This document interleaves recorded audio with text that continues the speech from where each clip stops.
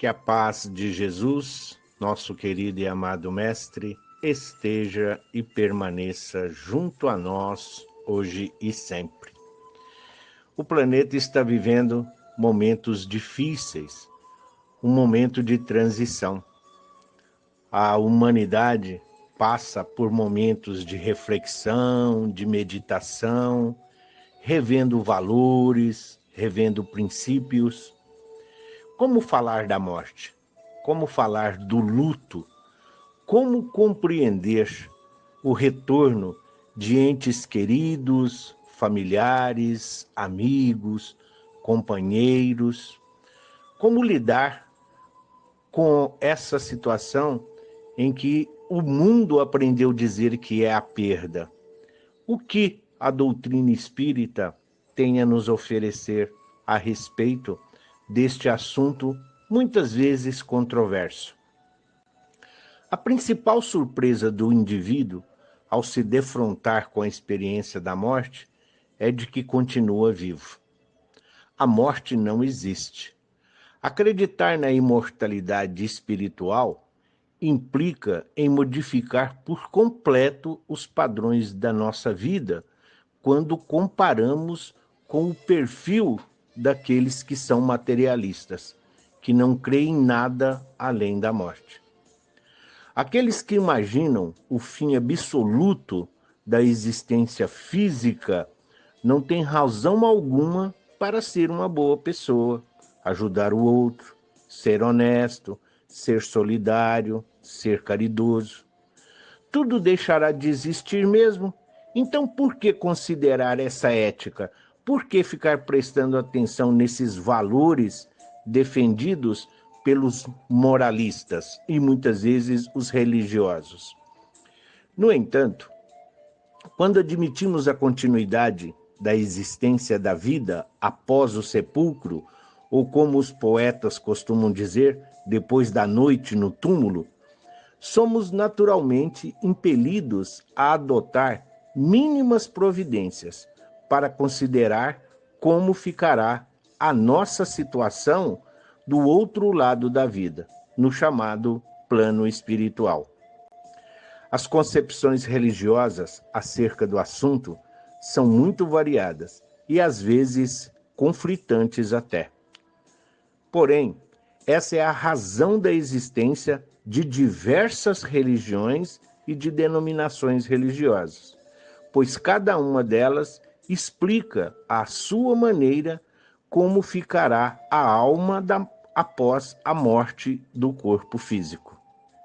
Céu, inferno, purgatório, sono eterno, espera de julgamento, umbral, são opções tradicionais que as outras doutrinas dogmáticas ofertam a todos os seus seguidores.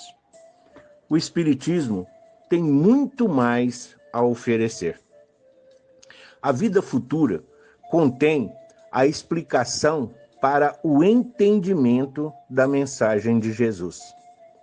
Sem a perspectiva do amanhã, sem a perspectiva do futuro, todos nós ficamos limitados a estreitos horizontes, que nos impede de ampliar a visão para o entendimento mais aprofundado do verdadeiro significado da vida, em sua expressão máxima da imortalidade. Uma amiga outro dia comentava: o maior patrimônio que Deus ofereceu ao homem foi o de conferir o dom de ser imortal. Sim, e essa condição é inerente à nossa natureza. Portanto, não há como excluí-la, por mais que alguém tenha esse propósito. Nem nós mesmos conseguimos eliminar a essência divina que guardamos na nossa intimidade, na intimidade do ser. Pois reconhecer a paternidade de Deus implica em assumir a postura de seus filhos, de filhos de Deus. Entretanto, por mais que tenhamos a ideia de nossa imortalidade, a experiência da morte física é algo que ainda nos causa estranheza, surpresa e, por que não dizer, em algumas situações, nos causa mal-estar. Nascemos, morremos, renascemos inúmeras vezes e continuamos nos acertos e desacertos, das provas e das expiações, repetindo as lições não aprendidas, indo e vindo e tornando a voltar. Tudo que tem vida nasce, cresce, reproduz e morre e renasce. É o que a doutrina espírita ensina. E a morte ainda nos causando enorme impacto. Quando observamos e acompanhamos entes queridos, familiares ou amigos próximos despedindo-se da vida impermanente e acessando o portal da realidade imorredora, é quase inevitável refletirmos sobre a transitoriedade da existência passageira e a importância da vida imortal. Por isso, é preciso fazer algumas considerações, nas quais a doutrina espírita vem em nosso socorro. A morte, para nós melhor lidarmos com a morte, com o luto, primeira coisa a fazer é aceitar o fato de que a vida tem um fim. É parte da jornada de cada um, e isso vai chegar, independente de idade, de condição social, atributos físicos ou de qualquer outra característica. 2. Vivenciar o processo de luto. Não existe essa conversa de dizer que somos fortes e que podemos passar por cima dos nossos sentimentos de tristeza ou de dor, ou que nós temos que reprimir toda essa tristeza. Quando as pessoas escolhem não vivenciar o processo do luto, elas podem estar trazendo para si doenças como consequência das emoções reprimidas, e tanto poderão se manifestar no corpo como na mente. 3. Busque estratégias para o enfrentamento. É preciso buscar estratégias para enfrentar melhor esse momento. Elaborar a perda é muito importante. Como que isso é possível? Buscar o apoio familiar, o apoio de amigos, o apoio de um profissional, se assim for. Não sofra sozinho, não se isole. Muitos se apegam à fé. Procura pensar nas coisas boas vividas com a pessoa que se foi. E um último toque: não foque no fato em si. Tentar não se culpar ou viver em busca de culpados para a morte. Normalmente, no momento da morte, as pessoas sempre questionam e ficam presas a pensamentos sobre os porquês e os sis. Por que fulano? Por que aquele? E se eu tivesse feito diferente? E se eu não tivesse deixado ele sair? E se eu tivesse feito diferente? E se eu pudesse estar com ele? Se eu não tivesse internado ele no hospital X ou Y? Todos esses pensamentos nunca têm fim. E quando ocupam a mente, constantemente, pode gerar uma angústia interminável.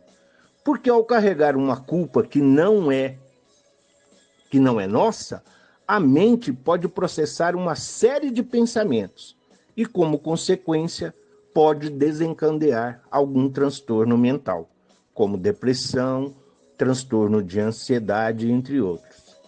É preciso lembrar sempre que os sis e os porquês são infinitos, mas é preciso combatê-los.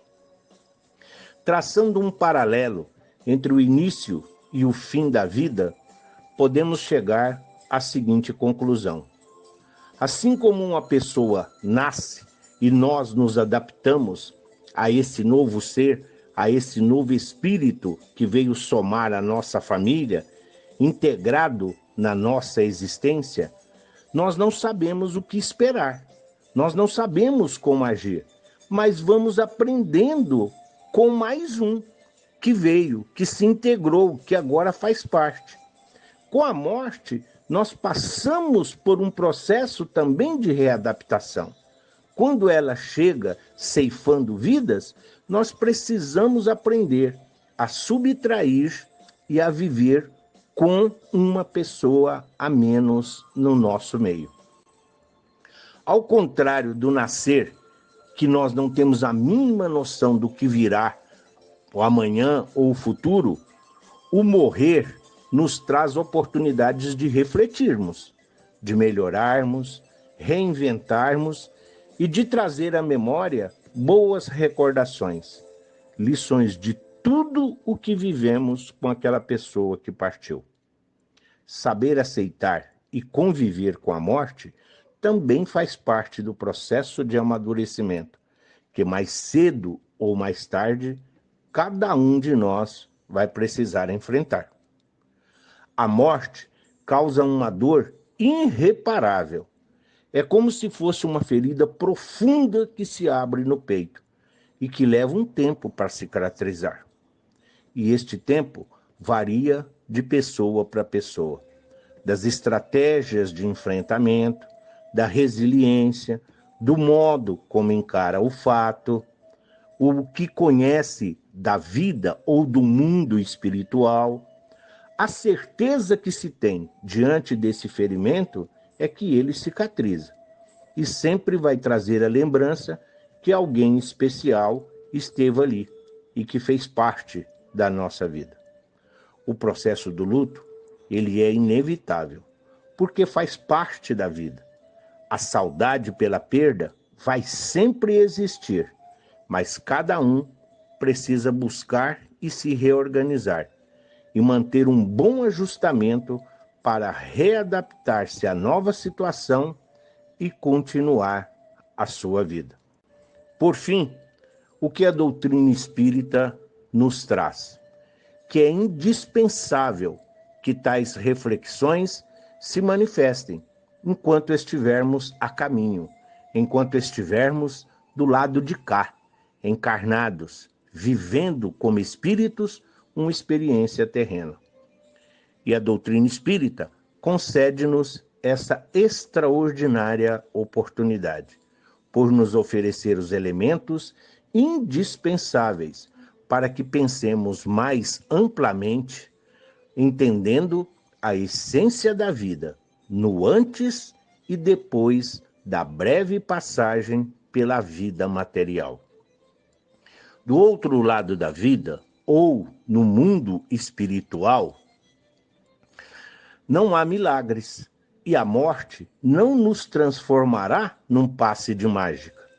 A situação a ser encontrada por lá é exatamente a que estamos construindo aqui, neste momento.